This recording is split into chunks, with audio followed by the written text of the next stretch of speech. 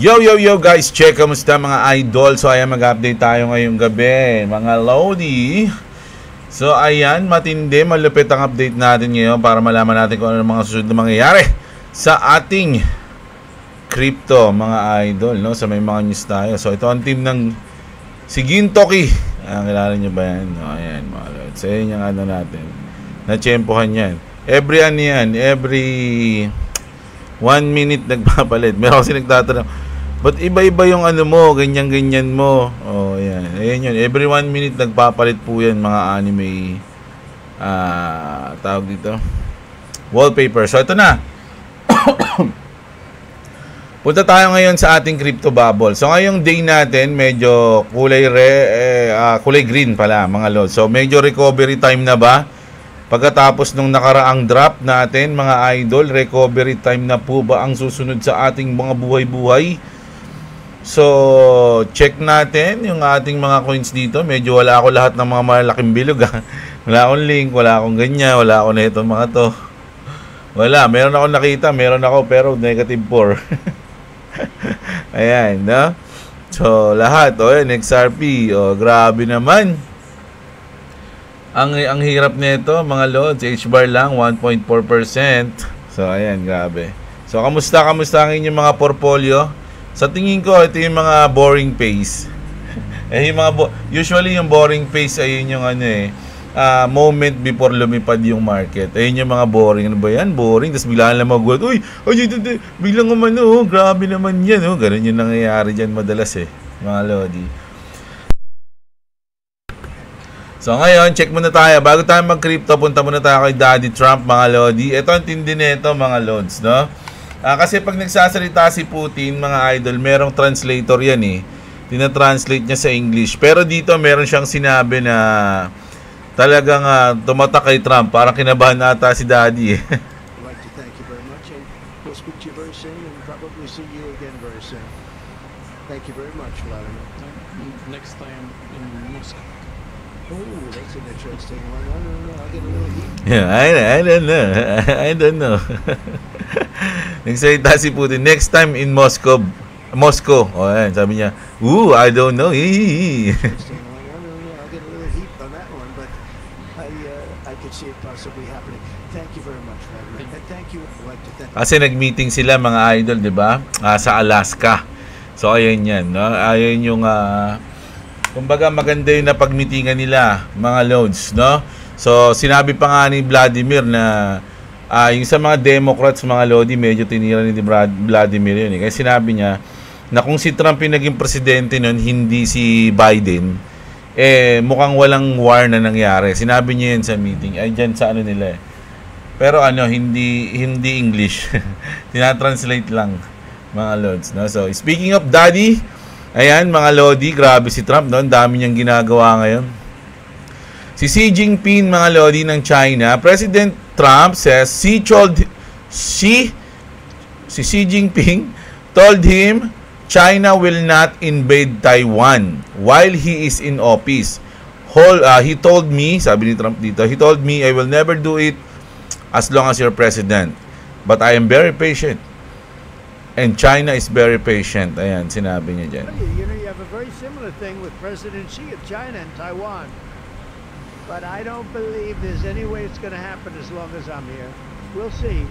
He told me I will never do it as long as you're president. President Xi told me that. And I said, well, I appreciate that. But he also said, but I am very patient. And China is very patient. Grabe, no?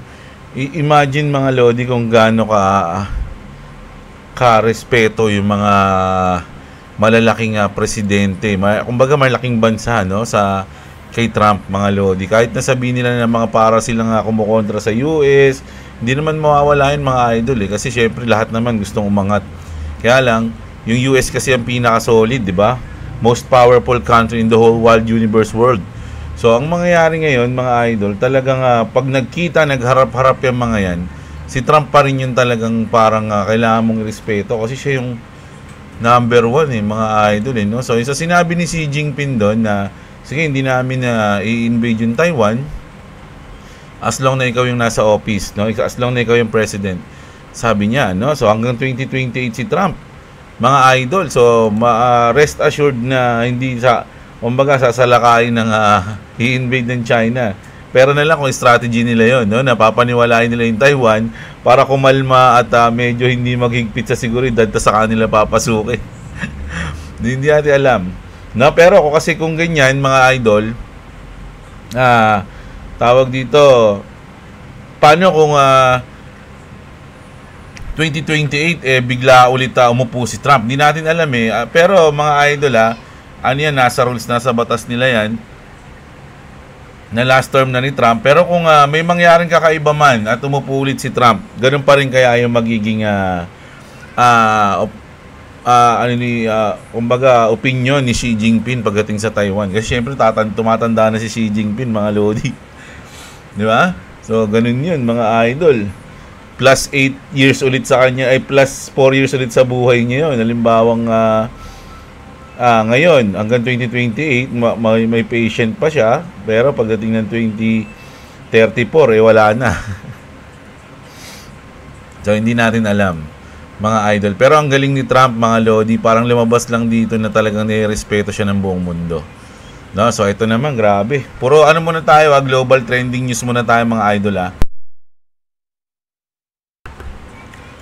Eto, mga idol, no? Si Lady Gaga is getting backlash after fans discovered she has a Roblox account amid the child exploitation investigation. Kasi alam nyo, mga idol, yung Roblox, isa yan sa mga pugad na mga alam nyo na, mga pido, mga lord, no? Isa yan doon sila naghahanap ng mga batang mabibiktima nila, mga idol, no? So iniimbestigahan lagi may bantay ng mga investigator yan, mga loads. May mga naka-route, nakatalaga dyan. No, ito pag may nakita kayong mga predator dyan, no, yan, ulihin nyo, ganun. So, ngayon, natuklasan nila na si Lady Gaga is may account ng Roblox. Legit to, mga idol. Tinanong ko si Grok Ayan, yes, Lady Gaga created a verified Roblox account, Lady Gaga or Dress, Impress, etc. So, ayan, meron siyang account, mga idol. No, so, syempre, ba't ka magkakaroon ng account niya? Kasi usually, mga pambata lang yan. Depende na lang kung nag-i-enjoy ka laruin yan. Pero, ang kulit nun, kahit sa mo tignan, ang weird. Di ba? Di ba? O, ayan, mga idol. So, ang kulit na mga nangyayari sa mundo natin, no? So, ito, nililinaw lang, mga idol, nililinaw lang ng SEC natin sa Pilipinas, mga lodi, no? SEC tuloy, yung mga natin, local crypto exchange natin. Sabi dito, mga idol, local crypto exchange denies having any role in SEC crackdown versus foreign crypto platforms. So parang sinasabi nila, hindi kami yan, wala kaming kinalaman dyan. Naban yung mga foreign crypto exchange, pero wala kaming kinalaman dyan. Kunyari, halimbawa, yung Gcash, coins.ph, basta yung mga local exchange dito, PDAX, mga ganyan. So, wala daw silang kinalaman. Tinatanggi nila, no? So, kumbaga, ang may niyan, SEC lang, labas kami dyan. Hindi namin nakasabot yung SEC na gagawin niyan para sa amin sila gumamit ng crypto exchange. Walang ganun. Sabi, walang ganun, mga idol. Malinis ang aming budhi. O yan, we. Sabi dito nyo, of course, they will deny it. Pero ito, tama yung ginawa niya. Hope they will improve. Yan, tama yan. It's very obvious, guys, that local exchange blocking the crypto exchange isn't to operate in PH, sabi, no? Walang magnanakaw ang amin na sila ay magnanakaw. Ang magnanakaw guys sa kapwa magnanakaw. Ayan na. Ito, puro magnanakaw na usapan ayan, mga idol. So, tinatanggi ng mga crypto exchange dito natin ng mga local na sila ang may pakana kung bakit na-ban ang mga foreign exchange. Ayan comment nyo na lang kung naniniwala kayo o hindi, no? Ayun lang yun. Ano lang tayo, survey lang.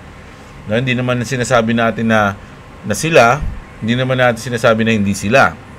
Kasi nung sabi ko nung si Sisi, sinagot niya yan, mga idol, na ganun nga, na merong nagbablock sa kanila na local exchanges.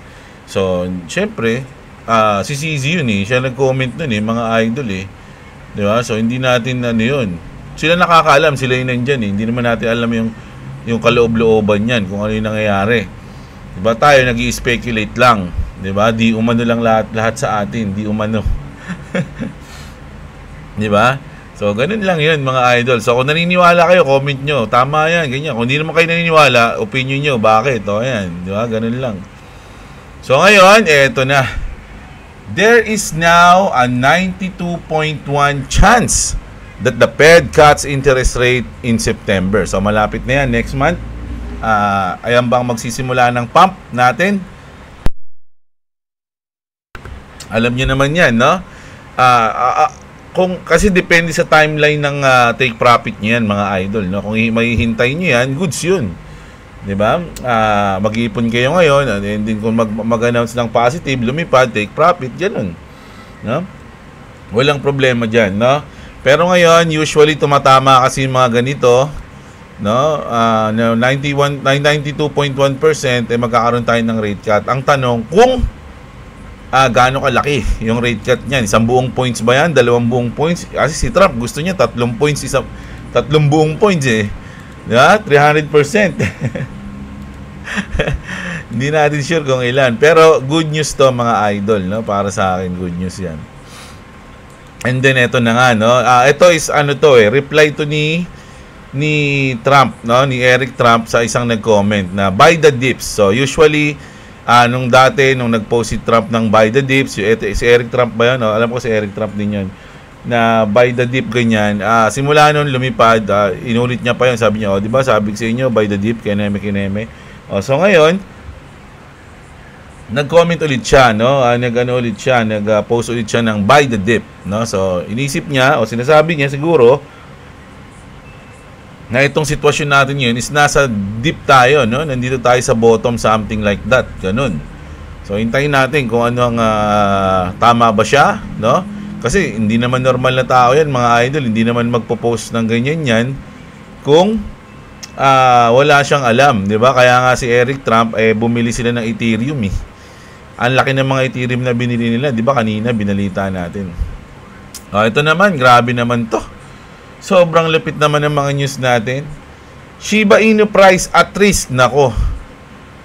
At risk of a crash despite burn rate jumping 1,550%. So, kahit na nagbe-burn daw yung SHIB, kung titignan mo daw ang kanyang chart, bearish. Mga loads, pwede siya mag-crash kasi nasa head and shoulder daw tayo. Mga idol, no? The daily time frame chart shows that the SHIB price has dropped below the 50-day and 100-day exponential moving average, which is often a bearish sign. Worst is forming the highly bearish head and shoulder pattern with its head at 0.401,760. The left and right shoulders are 0.401,016, while the neckline is at 0.401,027. Ang bababa na yan. This pattern often leads to a strong bearish breakout. If this happen, the initial target will be the neckline, no, at 0.401,027. A move below that level will indicate further downside potential, 0.00009. Grabe na yan. A move above the psychological points, 0.000015, will invalidated the bearish SHIB price. So sana umangat siya dito, no, para ma-invalidate yung kanyang head and shoulder pattern, mga idol, no? So bababa dito yan sa neckline, mga lodi, kung totoo to, kung kaagat yung head and shoulder. Sino may mga hold ng SHIB dyan, mga idol, no? So ito, news to sa inyo. At least nagkakaroon tayo ng idea everyday, no? Meron tayong mga news updates. So ito na. Nasdaq listed Wellgistic Health announces XRP Ledger based payment system for over 6,500 US pharmacy. So gagamitin nila yan, mga idol, no? Yung XRP as a base payment po, no? Importante ito sa mga health, parang ano tawag dito. Nabalita ako na tuloy nakaraan mga idol Naulit ko tuloy. So ayan. Tapos punta muna tayo dito. Headphone lang ako. This isn't about green candle, sabi dito ni John Square. Napakinggan muna natin to. No, well, this is why I love the idea of a basket of assets, right? And I do mean like gold, oil, and digital assets alike. I mean, it stands to reason that that's the way you would want to go. You know, I had a conversation a long time ago, back in 2019, with David Schwartz, where I was talking with him about, you know, having reserves of all kinds of different assets from all over the sector of, you know, whether it's commodities or alike, really stabilize it. If you could underpin the dollar with all of those things instead of just an agreement to print more or just a petrodollar agreement, then you really would have the confidence of a dollar for the next 150 years. What say you? I agree. Oh, that wasn't very tough. Well, but I mean, you really said it well. I mean, to me, it's just a risk to not take that risk, and sometimes the biggest risk you take is not taking a risk at all. I said it in. Ang ganda nung sinabi niya doon, mga Lodi. Ang pinaka-risk niyan is hindi ka nag-take Ulit. Take to direct. Ayan, ang game yun. Action. Ang pinaka-risk yung hindi ka nag-take ng risk sa kanya. Ayun yung pinaka-risk nun, mga Lodi. Ang ganda nung sinabi dito ni Manong, no? Sabi nga dito, this isn't about green candles. It's about securing the future. XRP was built to help keep the US dollar dominant as the world's reserve currency for decades to come, no? So Ripple's playing chess while others play checkers. Ayan mga idol, no? So kumbaga yung plano kasi ng Ripple hindi lang pang ngayong bull run no? Pang pang matagal na panahon, no? Ayun yung sinasabi niyan diyan, mga idol, no? Punta naman tayo dito. Ito maganda to, mga idol. Ano ba tong isa nito? Ito muna, sige, ito muna. Bago tong last, ayun na yung magiging ating last news. Kasi medyo magandang topic yun Punta muna tayo dito kay Idol. No? Check natin yung sinabi dito ni biggest XRP catalyst that you think will happen? I mean, the banking license, one, sure, for Ripple. Obviously, we've already seen quite a few, but there's also involvement in potentially a SWIFT movement in terms of cross-border payments. What would be your catalyst that you think would move the market? I think those are both catalysts. I think that it's hard to say if they get approved as a bank and then announce they're not going to sell any more XRP onto the market because they want to capitalize the bank. I think that would be an enormous impetus. Yung sinasabi niya rito, mga Lodi, na hindi na sila magbebenta ng XRP kasi gusto nilang makapitalize yung mga bangko kung sakali magiging bank sila. Sabi ni Tecrium Trading CEO Sal Gilbert, ang sinasabi doon is yung XRP na nasa escrow, mga idol, no? Ayun yung sinasabi doon, mga Lodi. Ito, pakinggan ulit natin. I think that it's hard to say if they get approved as a bank and then announce they're not going to sell any more XRP onto the market because they want to capitalize the bank. I think that would be an enormous impetus for price. That's gigantic. Diba? That's gigantic kasi nasa escrow is nasa nasa mga 30 something billion XRP, mga idol, no? 38 ata, ganun. So kapag hindi na nila binenta yon, wala na yun, hindi na yun mapupunta sa market, mga idol, no? So gagamitin na nila yon sa bank kung magiging bangko sila, mga lods, no? So gigantic nga yun. Sige mo, parang nabawasan ng halos 40% yung XRP, mga idol. Baka nga parang 50 pa yun, o 60, kasi yung ibang mga sila Chris Larsen na lalaki ng hawak nila. So kung hindi nila ibebenta yun, di ang parang ang mangyayari na lang, nasa 30% na lang yung tumatakbo sa market bigla, ng ganun-ganun. Ang bilis nun. But then I think as SWIFT breaks down and ISO 222, I think that they're not projecting SWIFT to use it for a few years yet to be totally compliant with that. Whereas I think that when Ripple flips all the switches and all these NDAs they talk about come alive. Grabe, no? When Ripple flip the switches, paano kaya nila ipip-flip yung switches na yun, no? Mga naisip nyo ba yan kung paano? I think that when Ripple flips all the switches and all these NDAs they talk about come alive, and when you start seeing banks announce, we did this much on the blockchain ledger in terms of moving your money, and we did this much on SWIFT, and the SWIFT is going down and blockchain's going up. I think that's a big deal. And there's another point to be made here for the economy as a whole. most people don't understand that banks have to keep capital in both places. If you want to send money from Miami to Tokyo, okay, banks have to have money in Tokyo and money in Miami under the current system. That all goes away. All that capital is going to be freed up with the blockchain. That's going to burnish the bank's balance sheets even more. But more so, they're going to be able to loan money. They're going to be able to finance their trading desks. It's going to open up so much capital to economic growth in general around the globe. It's a wonderful thing. The blockchain is literally going to open up value because it's going to unlock a lot of frozen money on the bank's balance sheets. And that's really important. Nobody seems to be talking about it. Grabe, no? So, kumbaga kung alam mo talaga yung pinaka-plano, no, ng Ripple. Kaya lang kasi, yung sinabi niya dyan, what if lang naman yun, mga idol, no? Hindi pa yun yung tunay na pangyayari. Sinabi niya lang, what if ganito, what if ganyan. Pero what if nga na ganun, no? Kasi malaki yung chance nun, mga lods, eh. Kasi hindi naman normal na tao lang tong nagsasalita na to, mga idol, eh. 'Di ba, CEO na and co-founder ng Techrium Trading to si Sal Gilbert, mga lods, Gilberti. 'Di ba? So, alam nila 'yan, mga lods. So, ito, punta tayo dito. Ito yung napaka-interesting nito, mga lodi, no. Kasi ang sinasabi dito ng post na to is October ng 2025, doon natin makikita yung top, no? Check natin 'yan sa sinabi niya dito, mga idol, The next Bitcoin top will be October ng 2025. If we assume a 35 months measurement from cycle bottom to cycle top. So, kung titignan mo yung cycle bottom hanggang sa cycle top, 35 months. 28 to 35 months, no? Yung nakalagay dyan, eh. Mga idol, eh. So, sabi dito, I've been some people stating the Bitcoin cycle have different lengths than those features in the last chart I shared. So, I measured it again myself. No? Ayan, yung measure A niya, 25 months. Yung sa cycle to, mga lodi, 25 months, second cycle, 28 months, third cycle. Parang ano yan, eh. 25 months to 37 months. Kumbaga measure A tsaka measure B. 28 months to 35 months, 35 months to 35 months. So, ganun lang. Dalawang 35 months lang.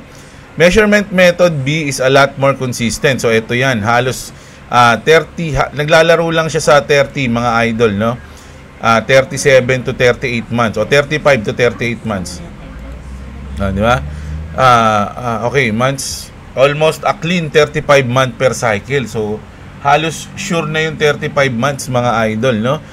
From top to bottom. Per cycle, I've never considered the first cycle to extend all the way back to October 2010, which is So, in-explain niya lang, mga idol, no? So, sa summary natin ngayong fourth cycle natin, if indeed the distance is 35 months for each cycle, from bottom to top, the October 25 will be the next stop. Ayun yung ano niya. Kung babase siya sa history, mga idol, no, history ng cycle. Assuming it follows the pattern, this chart doesn't speculate on a price other than it's likely to be decreasing in magnitude, diminishing return. So, parang sinasabi niya, kung magkakatotoo tong 35 months niya ng October, ibig sabihin, kahit ano pang sinasabi ng iba na ngayon yung cycle. Kasi ngayon, nasaan na tayo? Inadapt na tayo ng mga institution, inadapt na tayo ng bangko, meron na mga ETF. Pero October pa rin ng 2025 pumasok yun. Ibig sabihin, walang bearing yung mga nangyari.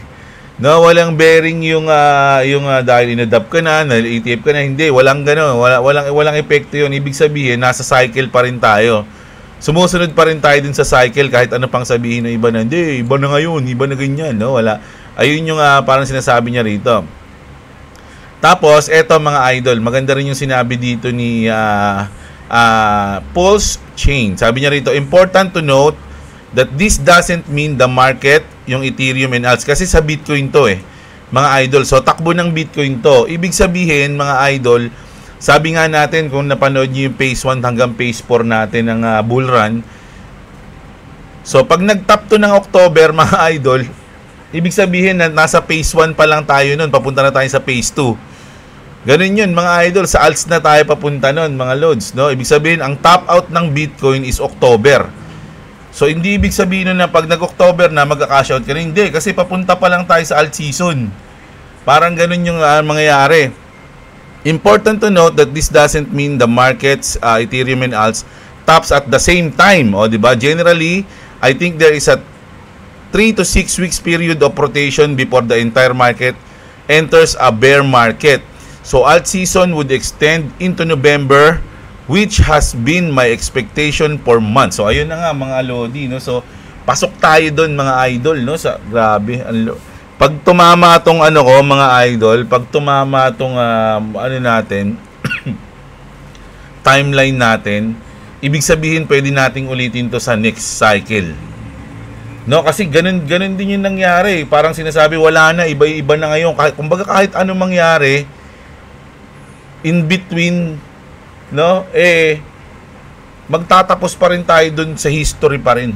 Susunod pa rin tayo dun sa cycle. Magra-rhyme pa rin tayo. Hindi man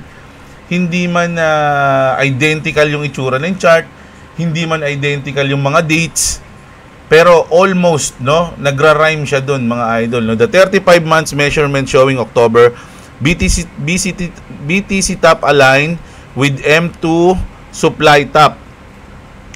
It all seemed to match up like a puzzle. My only caution is generally when a large portion of the market expects an outcome, it almost always does the opposite or something different. In my opinion, you should be hedging your position with the early exit strategy and a longer cycle strategy. So meron kang short-term plan, meron kang longer term plan. Exit your core position within this period if you believe it is accurate, but target a 4 to 6 weeks translated window with some of your holdings. Kasi pwedeng mangyari mga idol na lumipad parang boom, nag-top. Tapos biglang bumagsak na. So yung bagsak na yan, sabihin mo nga isang linggo yan, tuloy-tuloy, everyday nakikita mong bumabagsak, mawawalan ka na agad doon, iisipin mo na agad, nako wala na to mga idol, tas biglang isang linggo naman na pataas na gano'n, tas malalampasan niya pa yung top na ano. May mga mangyayaring gano'n. So doon yung mga shakeout na mangyayari mga idol, kaya mas mahalaga doon yung time kung saan ka talaga mga idol. Ganun yung sa tingin ko dito, no?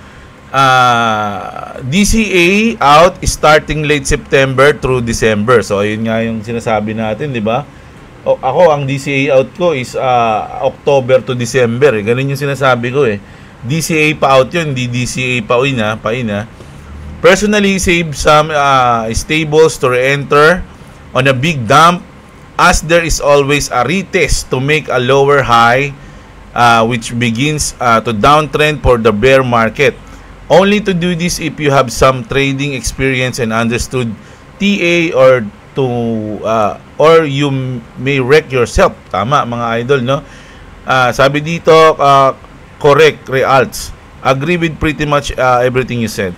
Parang ganyan. So ang mangyayari kasi, pwedeng lumipad yan mga lodi, pwede ka mag-take ng profit doon, pero magtitira ka ng stable coin.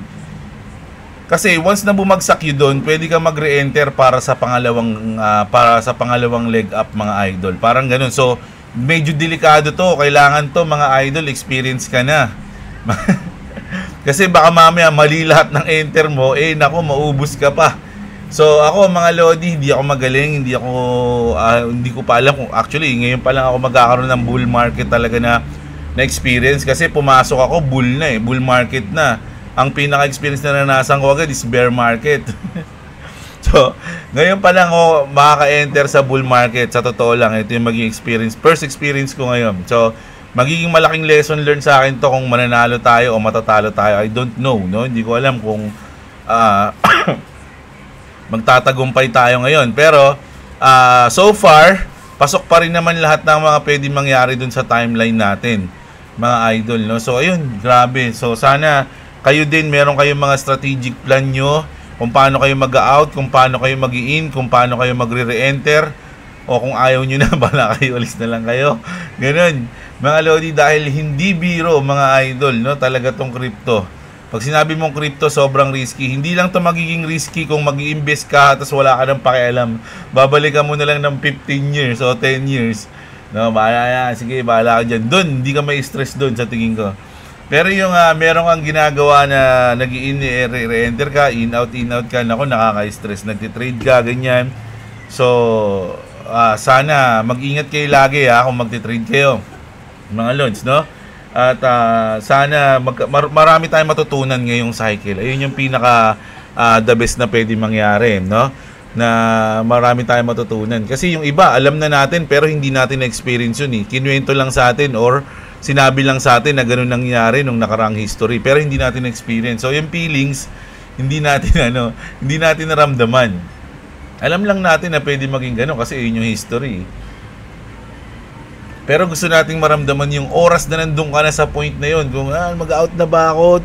Hindi pa ba ako mag-out? Nako, yung ganun.